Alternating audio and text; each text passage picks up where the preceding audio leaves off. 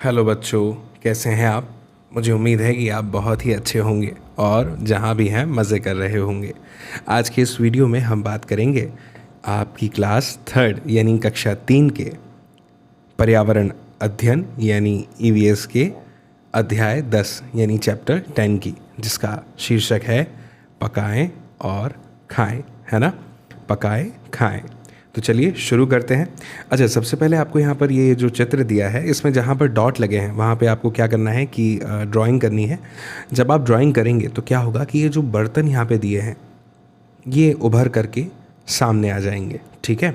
तो ये मैं आप पर छोड़ता हूँ, आप कीजिएगा। अब यहाँ पर ये लिखा है कि आप ये बताइए कि आपने जब अगर कर लिया है कि चित्र में जिन जगहों पर बिंदु लगे हैं उनमें रंग भर दिया तो क्या क्या उभर कर आया। तो जो बर्तन यहाँ पे दिए हैं वो सब उभर करके आए हैं, ठीक है। तो उन बर्तनों में जैसे आप यहाँ पर कुकर लिख सकते हैं, है ना, करछी लिख सकते हैं, तवा लिख सकते हैं, कढ़ाई लिख सकते हैं, है ना, मटका लिख सकते हैं। ये सारी चीज़ें आप यहाँ पर लिख सकते हैं। फिर इसमें आगे दिया है कि तुमने चित्र में खाना पकाने के कई बर्तन ढूंढ लिए होंगे। क्या तुम्हारे घर में इनके अलावा कुछ अन्य बर्तनों का भी इस्तेमाल होता है और वो कौन से हैं। तो इसमें आप ना देखिए, मैं आपको बताता हूँ। इसमें आप कटोरी, चम्मच, प्लेट, थाली, ये सब लिख सकते हैं, ठीक है। तो मैं आपको एक काम करता हूँ, ऐसे समझ नहीं आएगा, मैं लिख के बताता हूँ, है ना। ये अच्छा आइडिया है। मैं जब आपके सामने लिखूँगा तो आपको समझ में आएगा और आप अपने अकॉर्डिंग, अपने अनुसार अपना जो आंसर है, जो उत्तर है वो लिख पाएंगे, ठीक है। तो मैं आपके सामने लिखता हूँ कुछ के नाम। जैसे मैं यहाँ पर लिखता हूँ थाली। एक मिनट, मैंने थोड़ा ऊपर लिख दिया है, उसको मैं यहाँ लिखता हूँ। थाली,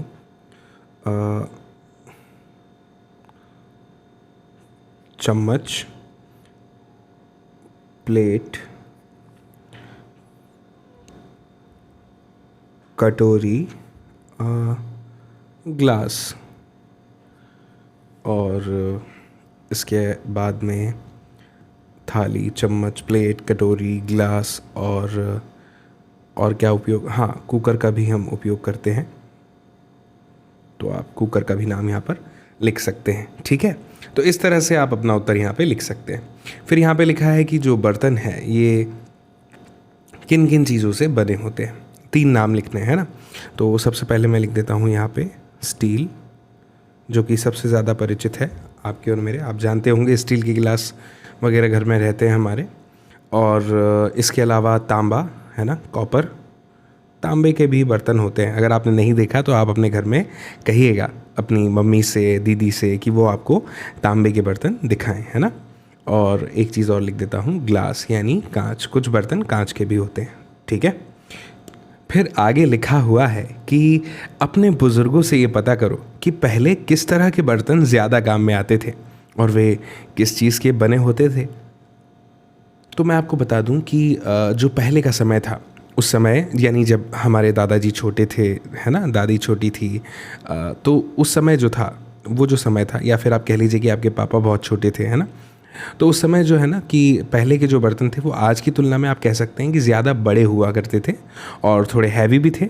और उन पर ना बहुत ही खूबसूरत एम्ब्रॉयडरी, मतलब एम्ब्रॉयडरी तो नहीं कहेंगे उसे, ऐसा कहेंगे कि बहुत अच्छी अच्छी उस पर डिज़ाइंस बनी होती थी। हिंदी में कहें तो नक्काशी। और ज़्यादातर आप बात करेंगे तो तांबे के बर्तन होते थे, है ना, कांच के होते थे, कांसे के होते थे, आदि चीज़ों के। फिर लिखा है कि हम खाने की हर चीज़ को तो पकाकर नहीं खाते, तो पता करो कि हम किन चीज़ों को कच्चा खाते हैं और किन को पकाकर। किन चीज़ों को कच्चा या पकाकर और दोनों तरह से खाया जाता है और दी गई तालिका में उसे भरना है। तो देखिए, मैं अभी आपके सामने बड़ी सरलता से यहाँ पर भरता हूँ, ठीक है। सबसे पहले लिखा है कच्ची खाई जाने वाली चीज़ें कौन सी हैं, ठीक है। लिखने की कोशिश करते हैं। कच्चा हम क्या खा सकते हैं, जैसे आप जानते हैं कि ककड़ी, है ना, ककड़ी जो है ये हम सलाद में कच्ची खाते हैं, खा सकते हैं, खा लेते हैं। और पकाकर खाई जाने वाली चीज़ जैसे कि चावल आप कच्चे नहीं खा सकते, सही कहा ना मैंने। फिर लिखा है कि कच्ची और पकाकर खाई जाने वाली चीज़ें, जिन्हें आप कच्चा भी खा सकते हैं और पकाकर भी। तो इसमें हम यहाँ पर नाम लिख सकते हैं गाजर का।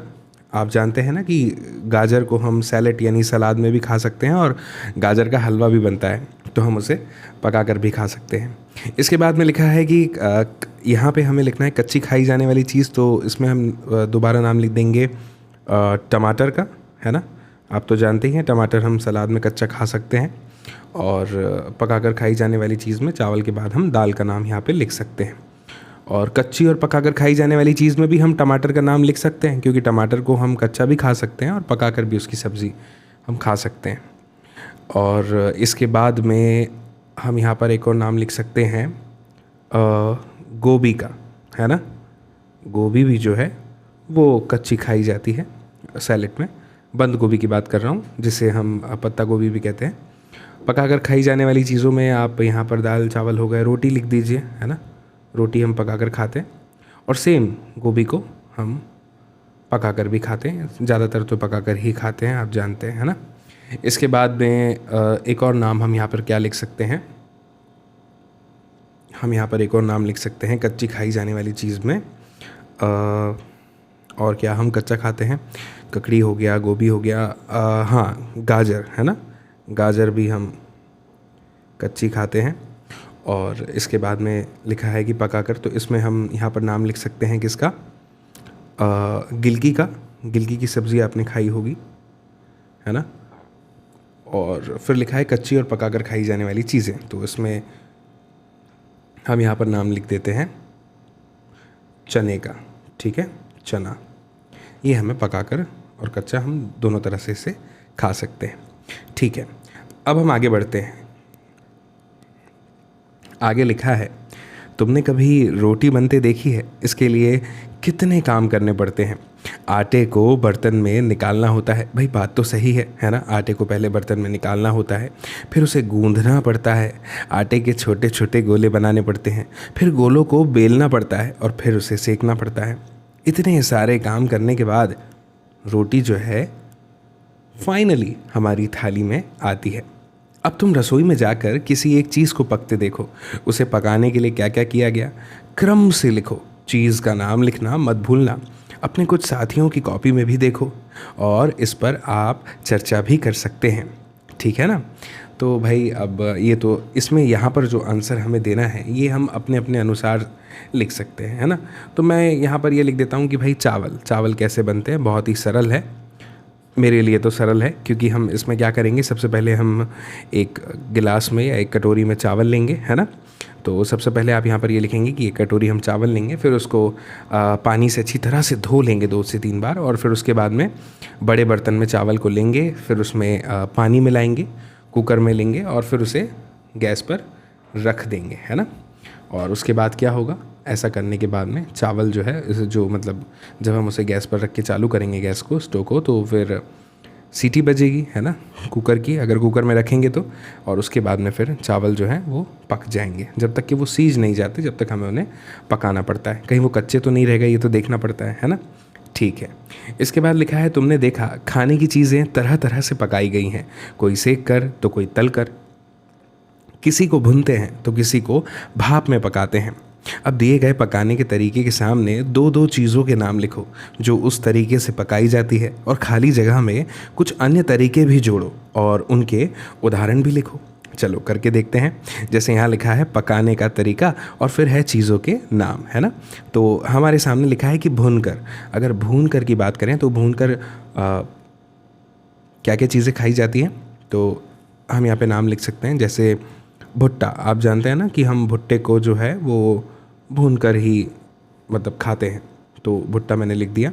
इसके बाद में और कौन सी चीज़ है जिसे हम भूनकर खाते हैं, तो आप यहाँ पे लिख सकते हैं एक और नाम शकरकंद का, ठीक है ना। शकरकंद जो होता है जिसे रतालू भी कहा जाता है, उसे यहाँ पर भूनकर हम खाते हैं, ऐसा आप लिख सकते हैं। उबाल कर बात की गई है ना। तो अभी मैंने आपको बताया था चावल हम उबाल कर ही खाते हैं, आपको तो पता है ना। और इसके अलावा आप यहाँ पर उबाल कर में नाम लिख सकते हैं चावल के बाद में किसका, आलू का। आप जानते हैं ना कि आलू को भी हम उबाल कर ही खाते हैं। तलकर, तो तलकर आप जानते हैं कि हम तलकर पकौड़े खाते हैं, ठीक है, पकौड़े तलकर खाए जाते हैं। और पापड़, पापड़ आप लिख सकते हैं, पापड़ भी जो है वो तलकर खाया जा सकता है। फिर लिखा है सेक कर, है ना, सेक कर किसे खाया जाता है, तो सेक कर भी हम पापड़ को खाते हैं, आपको तो पता ही है ना, पापड़ सेक कर भी खाया जाता है। और इसके अलावा रोटी, रोटी जो है वो सेक कर खाई जाती है। तो इस तरह से हम यहाँ पर लिख सकते हैं। एक चीज़ और रह गई है यहाँ पे, आप लिख सकते हैं कि भाई भाप कर क्या, जैसे कि ढोकले हो गए, है ना, इडली हो गई, अप्पे हो गए, ये सारी चीज़ें, तो ये आप कीजिएगा।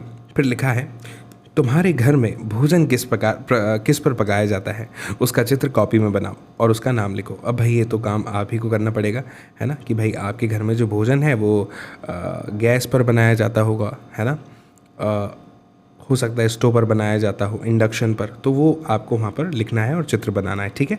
फिर लिखा है कि नीचे दिए गए चित्रों को पहचानना है और उनके नाम लिखने हैं। इनको जलाने के लिए क्या क्या इस्तेमाल होता है और उससे उसका मिलान करना है। मिलान एक से ज़्यादा चीज़ों का भी कर सकते हैं, है ना, ठीक है। अभी करके देखते हैं, कोशिश करते हैं, बड़ा ही सरल है मुझे ऐसा लग रहा है। मैं इसको थोड़ा छोटा कर दूँ ताकि आपको आसानी से पूरा एक बार में दिख जाए, ठीक है।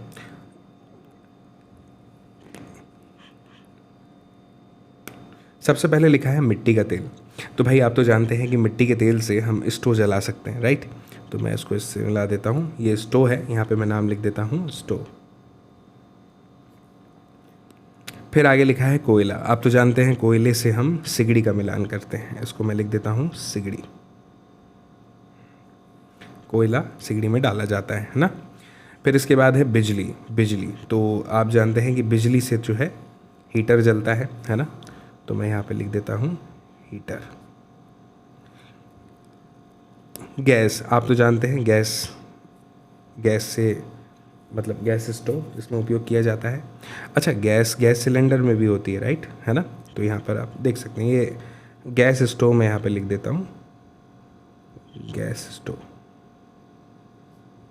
इसके बाद में धूप, है ना, तो धूप से मैं आपको बता दूं कि जो ये सोलर कुकर है ना, इसको सोलर कुकर कहते हैं।